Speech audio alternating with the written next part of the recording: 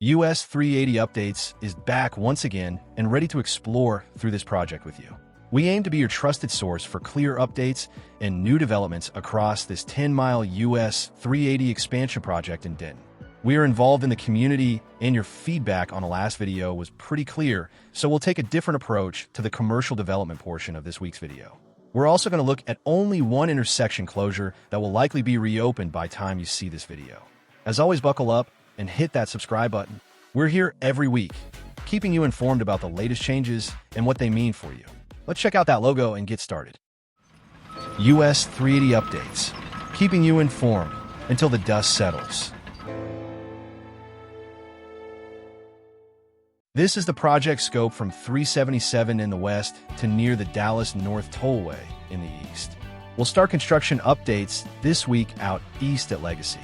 Heading east over the overpass, crews continue making steady progress on the bridge decking, with the reinforcement phase well underway.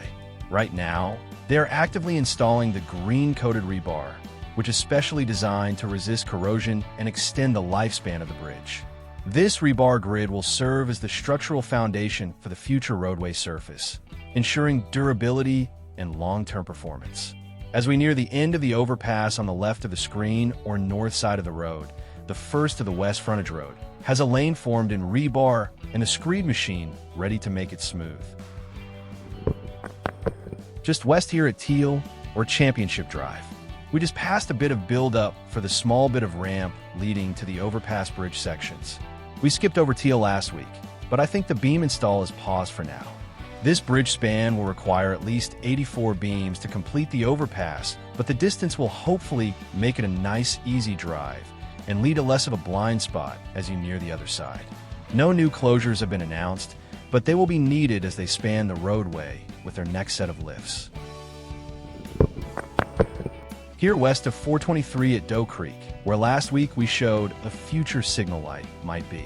The arrow follows the path of proposed road, connecting those future retail spaces to 380.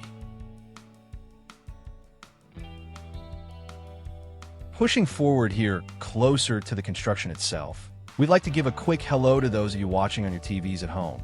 And as a whole family there, thank you for your support, and we hope you enjoy.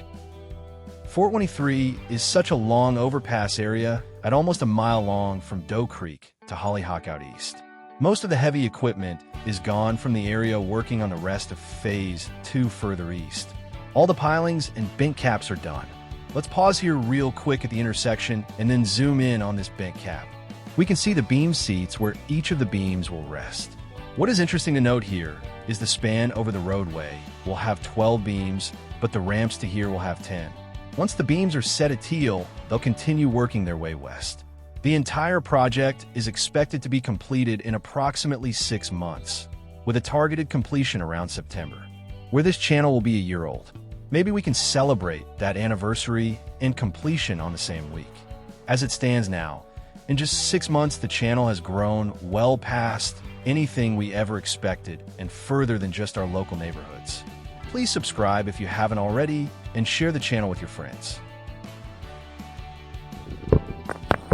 Nothing to show at 1385 construction-wise, so we'll jump to the only major closure for the project at Gardinia in front of Savannah. This video might be late to report it by time you see this. The road will be open again. It has been closed since late February. There was a need to install drainage and recreate the driveways to the new grade. We're jumping further west. Here we're heading east up the road from the lake. On the north side there, the new lane's concrete has all been poured. The majority of the work is not pouring the concrete, but all the months of preparation leading up to the pouring of the concrete. This concrete and much more was poured in just the past week. The Paloma Creek Intersection opened the night before we released last week's video. So here's an overhead now. There's not a lot changed. The lane assignments and size of the intersection remains the same, but now with proper drainage and to future specs. For the men out there, we know demographics of this channel is not the typical audience for this sponsor, but the person you'll order for is. If you're planning a celebration, whether it's a birthday, graduation, or any special event, They've got you covered with custom yard signs that will bring your occasion to life. Sign Gypsies delivers more than signs. They deliver joy.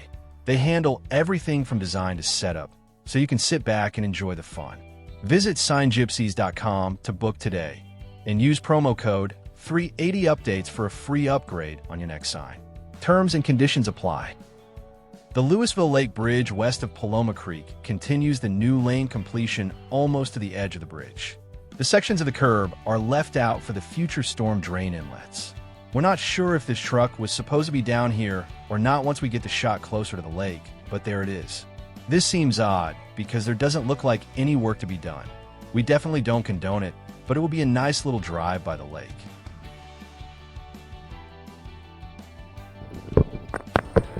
The last of the construction updates for this week, at 7:20, we'll start with a somewhat traditional flyover from west to east. First, we'll see that this completed turnaround and then move into the intersection where the asphalt has been poured for all the internal lanes and then for a majority of the east turnaround lane. The asphalt is one of the final steps before getting concrete poured. Once we see rebar, then we can get excited for this saga here to be over. We're just here to share information. The intersection will get done when it gets done. I personally sit in this 7:20 traffic daily with the rest of you. Too bad this drone is too small to fly us over. Let's zoom back in and take a closer look. Someone in the comments mentioned that it was not the utilities in the way here, but the traffic signal wires crisscrossing the intersection. Crews have moved those down below the beam install height, but that still seems awfully close to be operating heavy machinery. Thank you to the Za Jackson for that insight. We'll just give a quick little fly around the intersection. Let us provide you the visuals so later when you're here, you can concentrate on driving through the intersection instead.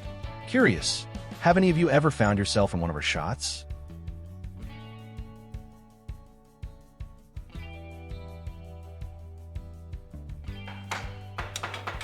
We heard feedback over the past week since that last update.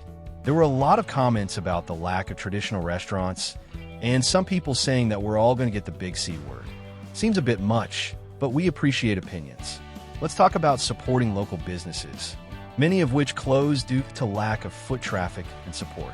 Many national chains thrive because of consistency in their offerings. Not a sponsor, but Boundaries Coffee across from Savannah is a family-owned, community-focused specialty coffee shop, founded by Daniel and Heather Keene. Their mission is to raise the bar for daily coffee experiences by combining the quality of specialty coffee with the convenience of a drive-thru. From the onlines, it shows they're opening a second location in Prosper. Our next community highlight, Mom's Burgers and Wings. This small, locally owned business has been serving up classic American comfort food since 2013. From juicy burgers to flavorful wings, they take pride in great service and creating a welcoming atmosphere for their customers. Have you tried Mom's Burgers and Wings? What's your go-to order? Drop your favorites in the comments below. Shorter update this week. There will be plenty to cover over the next few months for sure, so be sure to like, subscribe, and share so your neighbors stay in the know. We'll be back next time with more on this 380 expansion. See you then.